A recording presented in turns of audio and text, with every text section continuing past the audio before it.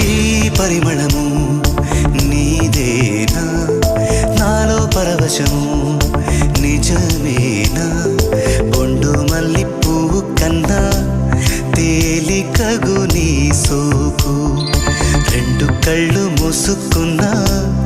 లాగు మరి నీ వైపు, సొగసును చూ